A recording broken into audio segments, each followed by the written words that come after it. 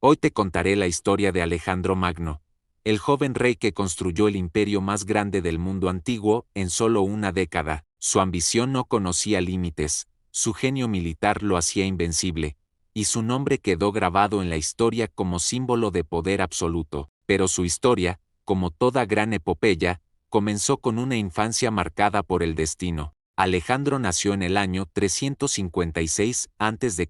en Pela, capital del reino de Macedonia. Era hijo de Filipo II, un rey que convirtió a Macedonia en una potencia militar, y de Olimpia, princesa del reino de Epiro. Desde niño fue criado con la idea de que su vida no sería común. Su madre le decía que descendía de Aquiles y que estaba destinado a superar a los héroes de la antigüedad. Para reforzar ese destino, su padre contrató como tutor al mismísimo Aristóteles. El joven Alejandro no solo aprendió estrategia y literatura, sino también medicina, filosofía y el arte de gobernar. A los 16 años, mientras su padre estaba en campaña, Alejandro fue nombrado regente y dirigió una expedición contra los tracios. A los 18 años, luchó en su primera gran batalla, la batalla de Queronea, en el año 338 a.C. Allí, Alejandro dirigió la caballería macedonia y aplastó al ala derecha del ejército griego aliado de Tebas y Atenas. Fue una victoria total para Macedonia y el inicio del ascenso militar de Alejandro. En el año 336 a.C., su padre fue asesinado y Alejandro ascendió al trono con solo 20 años. Rápidamente sofocó rebeliones internas y reafirmó su control sobre Grecia. En el año 335 a.C., arrasó la ciudad de Tebas tras una sublevación, dejando solo templos y casas de poetas. El resto de Grecia, aterrorizada, juró lealtad. Con su reino asegurado, Alejandro retomó el plan de su padre, invadir el imperio persa. En la primavera del año 334 a.C., cruzó el Helesponto con un ejército de aproximadamente 40.000 soldados, menos 30.000 de infantería y 5.000 de caballería, y se internó en Asia Menor. Su primera gran batalla fue en mayo del 334 a.C., la batalla del río Gránico. Allí enfrentó a un ejército persa, liderado por sátrapas locales, con unos 40.000 soldados. Aunque los persas tenían una posición favorable en las orillas del río, Alejandro lideró una carga frontal con su caballería de élite, los Etairoi. Rompió las líneas persas y ganó la batalla. Esta victoria abrió el camino hacia el interior de Asia Menor. Las ciudades griegas bajo dominio persa, como Sardes, Mileto y Halicarnaso, fueron cayendo una por una. En noviembre del 333 a.C., Alejandro se enfrentó al rey persa Darío III en la batalla de Isos. Darío comandaba un ejército superior en número, posiblemente más de 100.000 hombres, mientras que Alejandro contaba con unos 40.000. El campo de batalla, estrecho entre montañas y mar, favoreció al macedonio. Alejandro ejecutó una maniobra clásica. Mantuvo el centro con su falange mientras cargaba con su caballería por el flanco derecho. Logró penetrar las filas persas.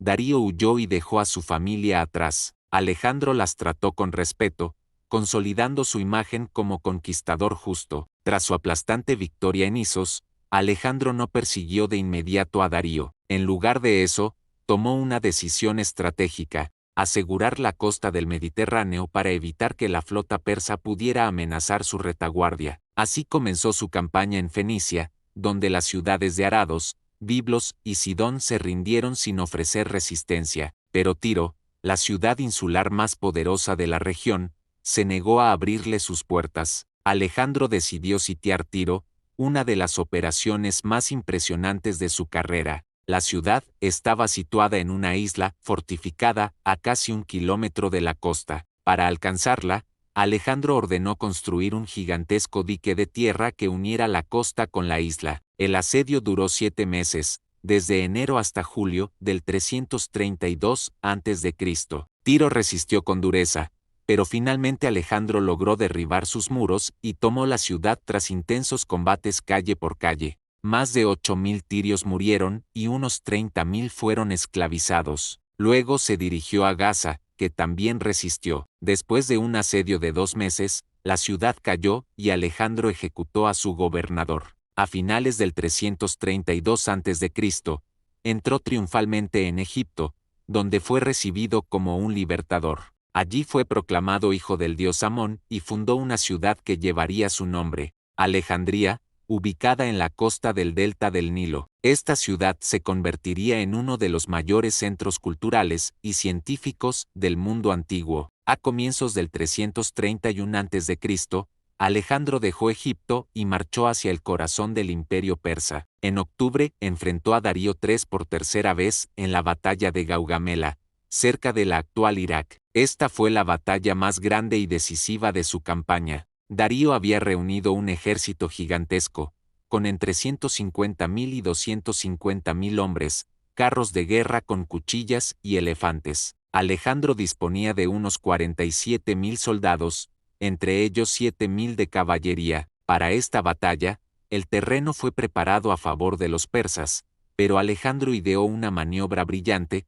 Desplazó su ejército en diagonal hacia la derecha para provocar un hueco en el centro persa. Aprovechando ese espacio, lanzó una carga directa con su caballería de élite y parte de su infantería. La estrategia funcionó, rompió el centro del enemigo y Darío volvió a huir del campo de batalla. La victoria en Gaugamela significó el fin del imperio persa como gran potencia. Alejandro entró en Babilonia como un rey, luego en Susa y finalmente en Persépolis, la capital ceremonial del imperio. Allí encontró un tesoro inmenso, más de 120.000 talentos de oro y plata, suficientes para financiar cualquier campaña, pero en un acto simbólico, y quizás de venganza por las guerras médicas, Alejandro permitió que Persépolis fuera incendiada. El incendio consumió los palacios de los reyes persas, marcando el final de una era. En el 330 a.C., Darío fue asesinado por sus propios sátrapas mientras huía. Alejandro castigó a los traidores y asumió oficialmente el título de Rey de Asia, pero su ambición no se detuvo ahí. Ahora quería llegar hasta el fin del mundo conocido, la India. Después de consolidar su poder en Persia, Alejandro decidió continuar su expedición hacia el este. Entre los años 330 y 327 a.C., se dedicó a asegurar las regiones de Bactria y Sogdiana en los territorios que hoy forman parte de Afganistán, Uzbekistán y Tayikistán. Allí encontró resistencia de pueblos aguerridos que luchaban con tácticas de guerrilla, obligándolo a adaptar su forma de combatir. Ya no se trataba de grandes batallas en campo abierto, sino de asedios, persecuciones y combates en montañas. Una figura clave durante esta etapa fue Spitamenes, un noble sogdiano que encabezó una resistencia feroz contra la ocupación. Alejandro lo persiguió durante meses, desplegando columnas móviles y aprovechando el terreno como nunca antes. Finalmente, Spitamenes fue traicionado por sus propios hombres y ejecutado. En estas tierras, Alejandro fundó varias ciudades con su nombre, como Alejandría de Aracosia y Alejandría Eschate, con el objetivo de establecer una red de control helenístico. En el año 327 a.C., se casó con Roxana, una princesa bactriana, en un gesto político para consolidar su dominio en la región. Ese mismo año, cruzó el imponente Hindu Kush y se adentró en la India, iniciando una de las campañas más duras de su vida. Los ríos, las selvas, las lluvias y los ejércitos locales ofrecieron desafíos que Alejandro jamás había enfrentado. El enemigo más formidable fue el rey Poro, quien gobernaba el reino de Paurava, al oeste del río Hidaspes, actual Jhelum, en Pakistán. En mayo del 326 a.C., Alejandro enfrentó a Poro en la batalla del Hidaspes. El ejército indio contaba con alrededor de 30.000 soldados y 200 elefantes de guerra, una fuerza intimidante y desconocida para los macedonios. Alejandro utilizó una táctica de engaño, mientras mantenía parte de su ejército frente al enemigo.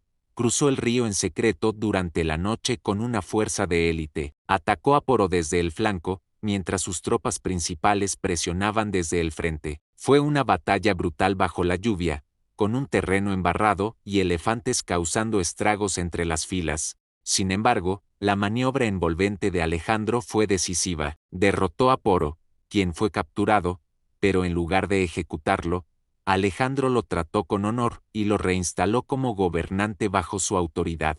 Fue una muestra de respeto hacia un enemigo digno, y una forma estratégica de ganar aliados en la India. Después de esa victoria, Alejandro quería seguir hacia el Ganges, pero sus tropas, agotadas tras años de campaña, se negaron a continuar. Llevaban más de 8 años lejos de casa, enfrentando climas extremos, batallas constantes y culturas desconocidas. En el río Éfasis, sus soldados se plantaron y Alejandro, aunque frustrado, aceptó dar marcha atrás. En lugar de regresar por la misma ruta, Alejandro decidió explorar nuevas regiones. La retirada no fue fácil. Descendió por el río Indo hasta el océano y dividió su ejército en 3 columnas una por tierra, otra por mar liderada por su almirante Nearco, y la tercera comandada por él mismo a través del desierto de Gedrosia. Fue una decisión catastrófica. La travesía por el desierto resultó ser la más mortal de todas sus campañas. Miles de soldados murieron por el calor abrasador,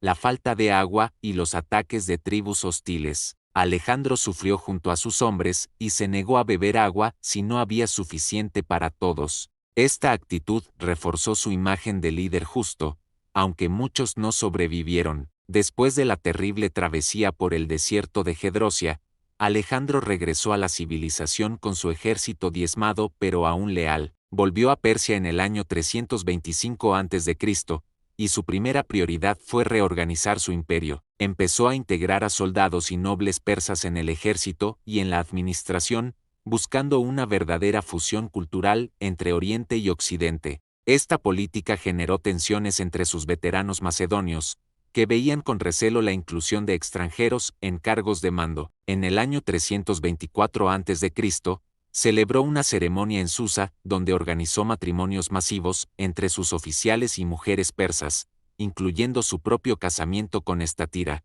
hija del fallecido Darío III. Aunque estas uniones fueron más políticas que personales, reflejaban su deseo de unir los dos mundos bajo su figura. Alejandro también intentó divinizar su imagen. Empezó a adoptar ceremonias orientales, como la prosquinesis, que consistía en postrarse ante él como si fuera un dios. Esta práctica escandalizó a sus compañeros macedonios, quienes lo veían aún como un rey mortal. Sin embargo, Alejandro creía que su imperio necesitaba una autoridad sagrada para mantenerse unido. En el año 323 a.C., regresó a Babilonia, donde planeaba nuevas campañas hacia Arabia. Pero antes de que pudiera iniciar esa campaña, cayó enfermo de manera repentina. Durante varios días padeció fiebre alta, dolor abdominal y debilidad progresiva. Las fuentes antiguas discrepan sobre la causa exacta. Algunos hablan de malaria, otros de fiebre tifoidea, y no falta quien sugiera que fue envenenado. El 10 de junio del 323 a.C., con solo 32 años, Alejandro Magno murió en el palacio de Nabucodonosor en Babilonia. Su muerte dejó un vacío gigantesco. No había nombrado un heredero claro. Según la leyenda, al ser preguntado a quién dejaba su imperio, respondió, al más fuerte. Su cuerpo fue embalsamado y trasladado hacia Macedonia, pero en el camino fue interceptado y llevado a Alejandría, donde fue colocado en un sarcófago de oro. La tumba de Alejandro se convirtió en lugar de peregrinación de reyes y emperadores durante siglos, aunque su ubicación exacta se perdió con el tiempo. Tras su muerte, sus generales, conocidos como los diádocos, se disputaron su legado en una serie de guerras que fragmentaron su imperio. Ptolomeo tomó Egipto, Seleuco se quedó con Asia,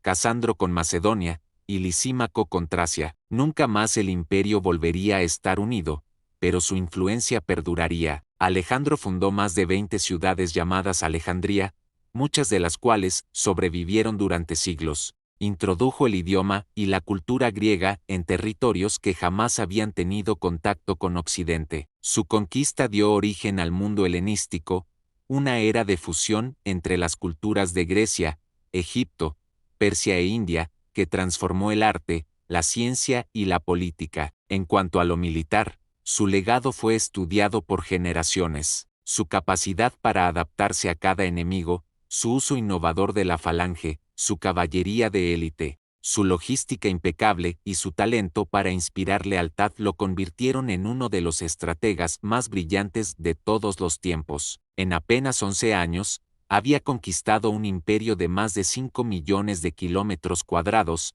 desde Grecia hasta el río Indo, enfrentando a enemigos numéricamente superiores y saliendo casi siempre victorioso. Así terminó la vida de Alejandro Magno, el joven que soñó con ser un dios y que murió como una leyenda. Su imperio desapareció, pero su nombre quedó grabado en la historia como símbolo de ambición, genio militar y conquista.